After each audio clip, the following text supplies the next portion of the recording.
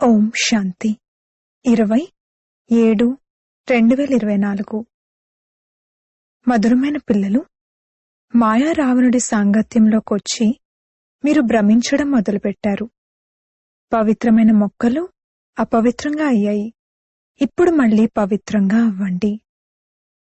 ప్రశ్న: పిల్లలు ప్రతి ఒక్కరికి తమపై తమకు ఏ ఆశ్చర్యం కలుగుతుంది? తండ్రికి పిల్లల విషయంలో ఏ ఆశ్చర్యం కలుగుతుంది? జవాబు: పిల్లలకేం ఆశ్చర్యం అనిపిస్తుందంటే, మేమెలా ఉండేవారము, ఎవరి పిల్లలుగా ఉండేవారము, ఎటువంటి తండ్రి వారసత్వం మాకు లభించింది, ఆ తండ్రినే మేం మర్చిపోయామే.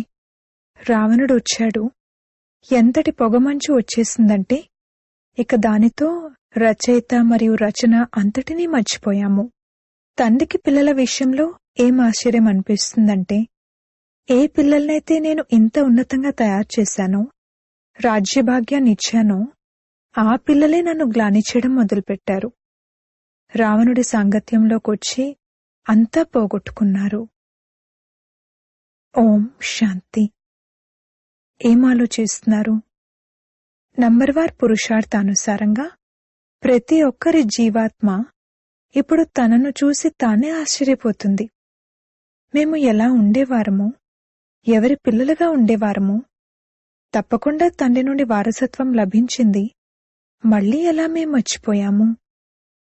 మనం సతోప్రధాన ప్రపంచంలో మొత్తం విశ్వానికి యజమానులుగా ఉండేవారము, చాలా సుఖంగా ఉండేవారము. ఆ తర్వాత మనం మెట్లు దిగాము. రావణుడొచ్చాడు, దాంతో ఎంతటి పొగమంచు వచ్చేసిందంటే ఇక రచయితను మరియు రచనను మర్చిపోయాము. పొగమంచులో మనుషులు దారి మొదలైనవి మర్చిపోతారు కదా. అలాగే మనం కూడా మన ఇల్లెక్కడుంది, మనం ఎక్కడ నివాసులము అనేది మర్చిపోయాము.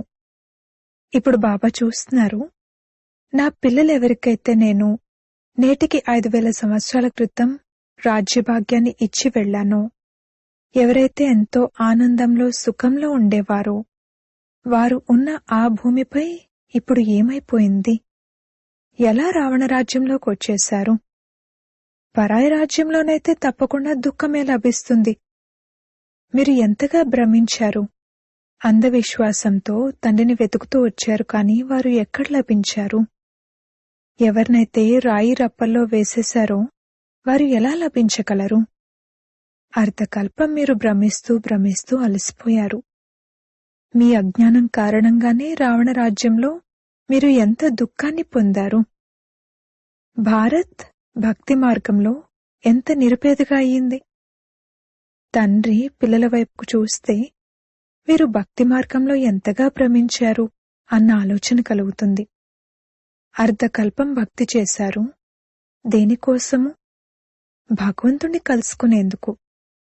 భక్తి తర్వాతనే భగవంతుడు ఫలాన్ని ఇస్తారు. ఏమిస్తారు? అది ఎవరికీ తెలియదు. పూర్తిగా తెలివి తక్కువవారిగా అయిపోయారు. ఈ విషయాలన్నీ బుద్ధిలోకి రావాలి. మనం ఎలా ఉండేవారము, మళ్ళీ ఎలా రాజ్యం చేసేవారము, మళ్ళీ ఎలా మెట్లు దిగుతూ దిగుతూ రావణుడి సంకెళ్లలో చిక్కుకుపోతూ వచ్చాము. అపారమైన దుఃఖాలుండేవి. మొట్టమొదట మీరు అపారమైన సుఖంలో ఉండేవారు. మన రాజ్యంలో ఎంత సుఖం ఉండేది, మళ్ళీ పరాయి రాజ్యంలో ఎంత దుఃఖాన్ని పొందామో అని మనసులోకి రావాలి. ఆంగ్లేయుల రాజ్యంలో మేము దుఃఖాన్ని పొందాము అని వారు భావిస్తారు. ఇప్పుడు మీరు కూర్చున్నారు. మేము ఎవరిమి, ఎవరి సంతానము అన్న ఆలోచన లోపల రావాలి. తండ్రి మనకు మొత్తం విశ్వం యొక్క రాజ్యాన్ని ఇచ్చారు. మళ్ళీ మనం ఏ విధంగా ఈ రావణ రాజ్యంలో చిక్కుకుపోయాము, ఎన్ని దుఃఖాలు చూశాము, ఎన్ని అశుద్ధమైన పనులు చేశాము. సృష్టి రోజురోజుకు కిందకు దిగజారుతూనే వచ్చింది. మనుషుల సంస్కారాలు రోజురోజుకు వికారీగానే అవుతూ వచ్చాయి. కావున పిల్లలకు ఇవి స్మృతిలోకి రావాలి. తండ్రి చూస్తూ ఉంటారు, వీరు పవిత్రమైన మొక్కలుగా ఉండేవారు.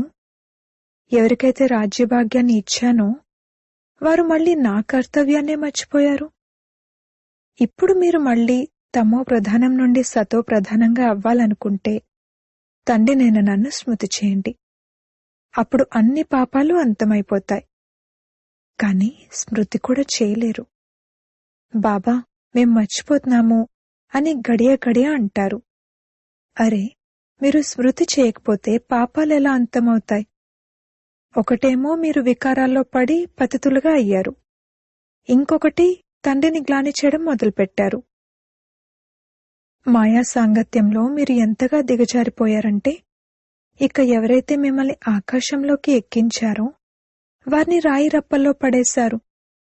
మాయ సాంగత్యంలో మీరు ఇటువంటి పనులు చేశారు. బుద్ధిలోకైతే రావాలి కదా, పూర్తిగా రాతి బుద్ధి కలవారిగా అయితే అవ్వకూడదు. నేను ఫస్ట్ క్లాస్ పాయింట్లు మీకు వినిపిస్తాను అని తండ్రి ప్రతిరోజూ చెప్తూ ఉంటారు. బొంబాయిలో మీటింగ్ జరిగింది కదా, అక్కడ ఇలా చెప్పొచ్చు. తండ్రి చెప్తున్నారు, ఓ భారతవాసుల్లారా, మీకు నేను రాజ్యభాగ్యాన్నిచ్చాను. దేవతలైన మీరు స్వర్గంలో ఉండేవారు. మళ్లీ మీరు రావణ రాజ్యంలోకి ఎలా వచ్చారు? ఇది కూడా డ్రామాలోని పాత్ర. మీరు రచయిత మరియు రచనల ఆది మధ్యాంతాలను అర్థం చేసుకున్నట్లయితే ఉన్నత పదవిని పొందగలుగుతారు. మరియు నన్ను స్మృతి చేసినట్లయితే మీ వికర్మలు వినాశనమవుతాయి. ఇక్కడ అందరూ కూర్చునే ఉన్నా ఒక్కొక్కరి బుద్ధి ఒక్కొక్క వైపుకు వెళ్తుంది. బుద్ధిలోకి రావాలి, మేము ఎక్కడ ఉండేవారము, ఇప్పుడు మేం పరాయి రాజ్యంలోకి వచ్చి పడ్డాము, కావున ఎంత దుఃఖితులుగా అయ్యాము. మేము శివాలయంలో చాలా సుఖంగా ఉండేవారము. ఇప్పుడు తండ్రి వేశ్యాలయం నుండి బయటకు తీయడానికి వచ్చారు, అయినా కాని బయటకు రారు. తండ్రి అంటారు, మీరు శివాలయంలోకి వెళ్ళాక ఇక అక్కడ ఈ విషయం లభించదు. ఇక్కడి అశుద్ధమైన అన్నపానాదులు అక్కడ లభించవు. వీరు విశ్వాధిపతులుగా ఉండేవారు కదా, మరి వారేమయ్యారు? వీరు మళ్లీ తమ రాజ్యభాగ్యాన్ని తీసుకుంటున్నారు. ఇదెంత సహజము. తండ్రి అర్థం చేయిస్తున్నారు, అందరూ సేవాదారులుగా అవ్వరు. నంబర్ వారుగా 5000 సంవత్సరాల క్రితం చేసినట్లుగా రాజధానిని స్థాపన చేయాలి. సతో ప్రధానంగా అవ్వాలి. ఇది తమో ప్రధానమైన పాత ప్రపంచమని తండ్రి అంటారు. ఇది ఖచ్చితంగా ఎప్పుడైతే పాతబడుతుందో అప్పుడే తండ్రి వస్తారు కదా. తండ్రి తప్ప దీన్నింకెవరూ అర్థం చేయించలేరు. భగవంతుడు ఈ రథం ద్వారా మనల్ని చదివిస్తున్నారు. ఇది గుర్తున్నా సరే బుద్ధిలో జ్ఞానం ఉంటుంది. ఆ తర్వాత ఇతరులకు తెలియజేసి మీ సమానంగా కూడా తయారు చేయాలి. తండ్రి అర్థం చేయిస్తున్నారు, ఇంతకు ముందైతే మీవి క్రిమినల్ క్యారెక్టర్స్ వల్లే ఉండేవి. అవి కష్టం మీద బాగుపడతాయి. కళ్ల యొక్క వికారితనం తొలగదు. ఒకటేమో కామం యొక్క వికారితనం, అది కష్టం మీద తొలగుతుంది. దాంతోపాటు 5 వికారాలు ఉన్నాయి. క్రోధం యొక్క వికారితనం కూడా ఎంతగా ఉంది. ఉన్నట్టుండి భూతం వచ్చేస్తుంది. అది కూడా వికారితనమే. నిర్వికారి దృష్టి కలవారిగానైతే అవ్వలేదు. ఫలితమేమవుతుంది? 100 రెట్లు పాపం పెరిగిపోతుంది. గడియ గడియ క్రోధం చేస్తూ ఉంటారు. తండ్రి అర్థం చేయిస్తున్నారు, మీరిప్పుడు రావణ రాజ్యంలోనైతే లేరు కదా, మీరైతే ఈశ్వరుని వద్ద కూర్చున్నారు. కావున ఈ వికారాల నుండి విముక్తులయ్యేందుకు ప్రతిజ్ఞ చేయాలి. తండ్రి అంటున్నారు, ఇప్పుడు నన్ను స్మృతి చేయండి, క్రోధం చేయకండి. పంచవికారాలు మిమ్మల్ని అర్ధకల్పం కిందకు దిగజారుస్తూనే వచ్చాయి. అందరికన్నా ఉన్నతమైన వారిగా కూడా మీరే ఉండేవారు. అందరికన్నా ఎక్కువగా పడిపోయింది కూడా మీరే. ఈ 5 భూతాలు మిమ్మల్ని పడేశాయి. ఇప్పుడు శివాలయంలోకి వెళ్లేందుకు ఈ వికారాలను తొలగించాలి. ఈ వేషాలయం నుండి మనసును తొలగిస్తూ ఉండండి. తండ్రిని స్మృతి చేసినట్లయితే అంతమతిని బట్టి గతి ఏర్పడుతుంది. మీరు ఇంటికి చేరుకుంటారు. ఇంకెవ్వరూ ఈ దారిని తెలియచేయలేరు. భగవాను వాచ, నేను సర్వవ్యాపినని నేనెప్పుడూ చెప్పలేదు. నేనైతే రాజయోగాన్ని నేర్పించాను మరియు మిమ్మల్ని విశ్వాధిపతులుగా తయారు చేస్తానని చెప్పాను. అక్కడైతే ఈ జ్ఞానం యొక్క అవసరమే ఉండదు. మనుషుల నుండి దేవతలుగా అయిపోతారు. మీరు వారసత్వాన్ని పొందుతారు.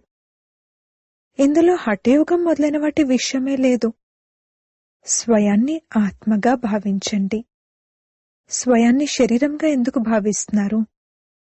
శరీరంగా భావించడం ద్వారా మళ్లీ జ్ఞానాన్ని తీసుకోలేరు. ఇది కూడా విధి. మేము రావణరాజ్యంలో ఉండేవారము, ఇప్పుడు రామరాజ్యంలోకి వెళ్లేందుకు పురుషార్థం చేస్తున్నాము అని మీరు భావిస్తారు. ఇప్పుడు మనం పురుషోత్తమ సంగమయుగ వాసులము. గృహస్థంలో ఉండండి. ఇంతమంది ఇక్కడెలా ఉండగలరు?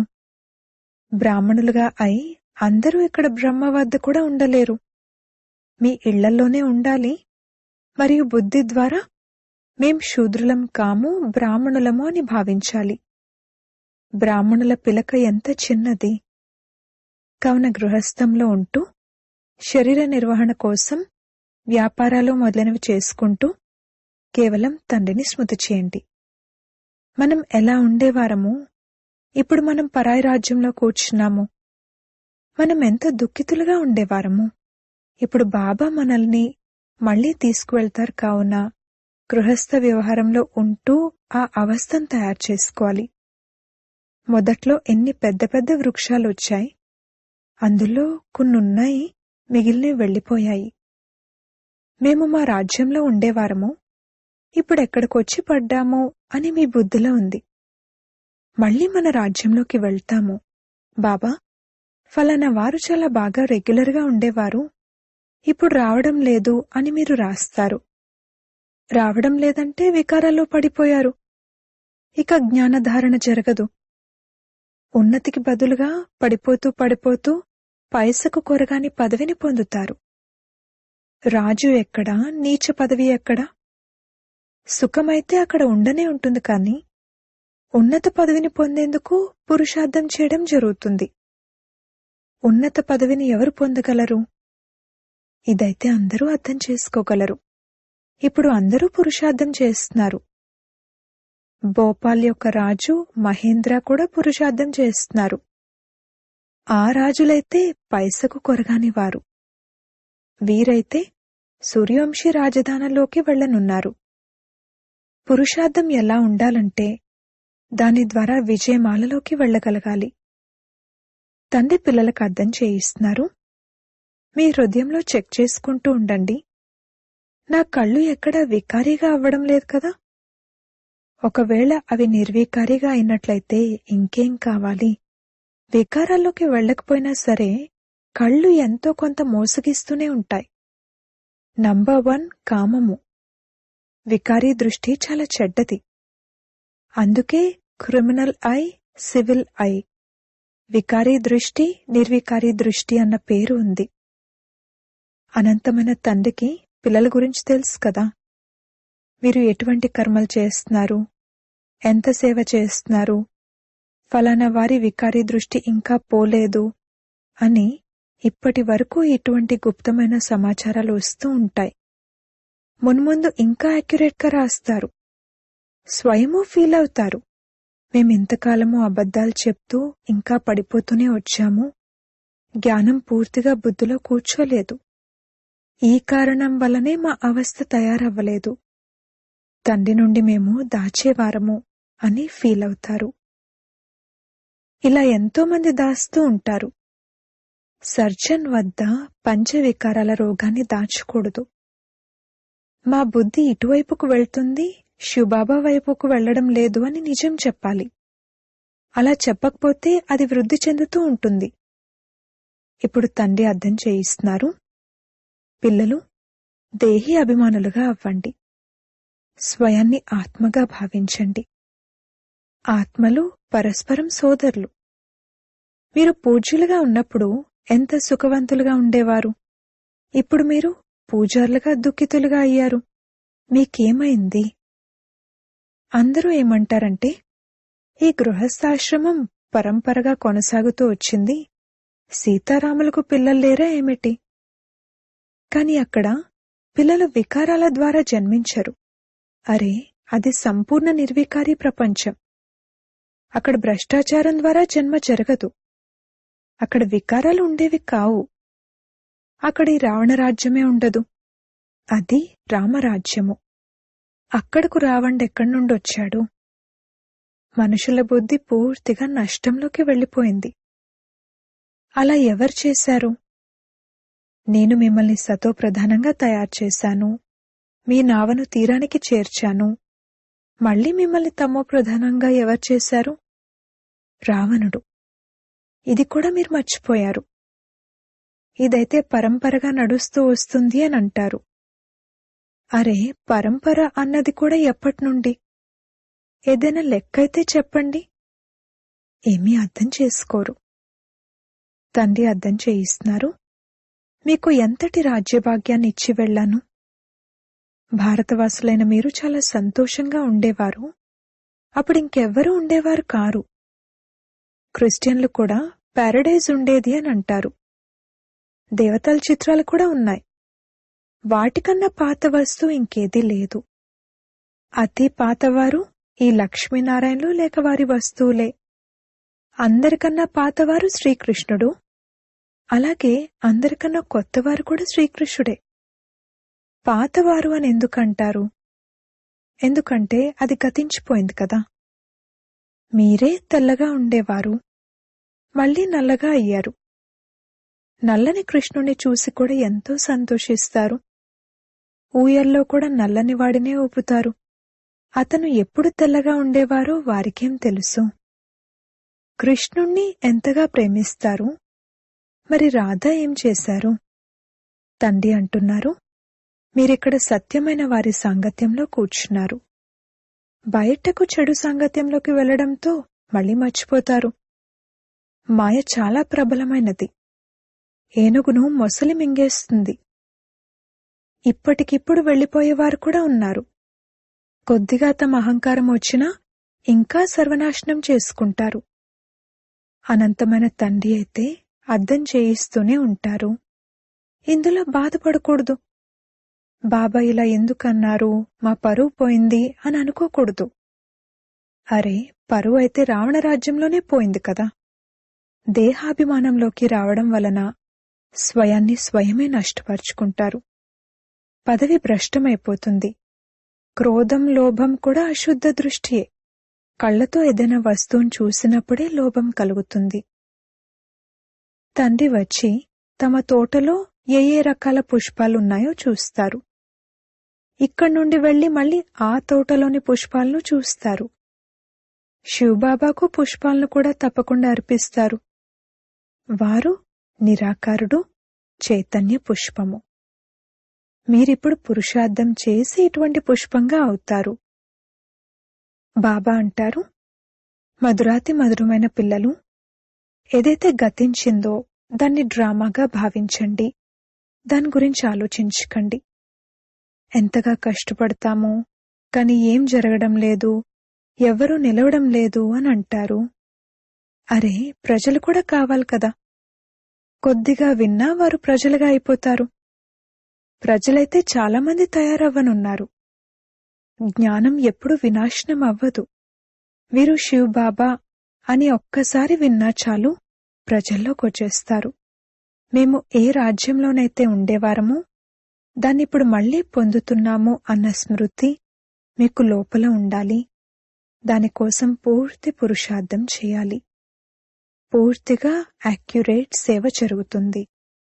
అచ్చా, మధురాతి మధురమైన సిక్కిలదే పిల్లలకు మాతా పితా బాప్దాదాల ప్రియ స్మృతులు మరియు గుడ్ మార్నింగ్. ఆత్మిక పిల్లలకు ఆత్మిక తండ్రి నమస్తే. ధారణ కొరకు ముఖ్య సారము. మొదటి పాయింట్, శివాలయంలోకి వెళ్లేందుకు ఈ వికారాలను తొలగించాలి. ఈ వేషాలయం నుండి మనసును తొలగించుకుంటూ వెళ్ళాలి. శూద్రుల సాంగత్యం నుండి పక్కకు తప్పుకోవాలి. రెండవ పాయింట్, ఏదైతే గతించిందో దాన్ని డ్రామాగా భావిస్తూ ఏమీ ఆలోచించకూడదు. అహంకారంలోకి ఎప్పుడూ రాకూడదు. ఎప్పుడైనా శిక్షణ లభిస్తే బాధపడకూడదు. వరదానము. సంతోషాల ఖజానాతో సంపన్నంగా అయి దుఃఖిత ఆత్మలకు సంతోషం యొక్క దానాన్ని ఇచ్చే పుణ్యాత్మా భవ. ఈ సమయంలో ప్రపంచంలో అన్ని వేళలా దుఃఖముంది, మరియు మీ వద్ద అన్ని వేళలా సంతోషం ఉంది. కావున దుఃఖిత ఆత్మలకు సంతోషాన్ని ఇవ్వడం ఇది అన్నింటికన్నా అతిపెద్ద పుణ్యం. ప్రపంచంలోని వారు సంతోషం కోసం ఎంత సమయాన్ని, సంపదను ఖర్చు చేస్తారు. మరియు మీకు సహజంగా అవినాశీ సంతోషం యొక్క ఖజానా లభించింది. ఇప్పుడు కేవలం ఏదైతే లభించిందో దాన్ని పంచుతూ వెళ్ళండి. పంచడం అనగా పెరగడం. మీ సంబంధంలోకి ఎవరు వచ్చినా వారేం అనుభవం చేయాలంటే వీరికి ఏదో శ్రేష్ఠ ప్రాప్తి లభించింది, అందుకే వీరికి సంతోషం ఉంది. స్లోగన్: అనుభవి ఆత్మ ఎప్పుడూ ఏ విషయంలోనూ మోసపోలేరు. వారు సదా విజయులుగా ఉంటారు. ఓం శాంతి.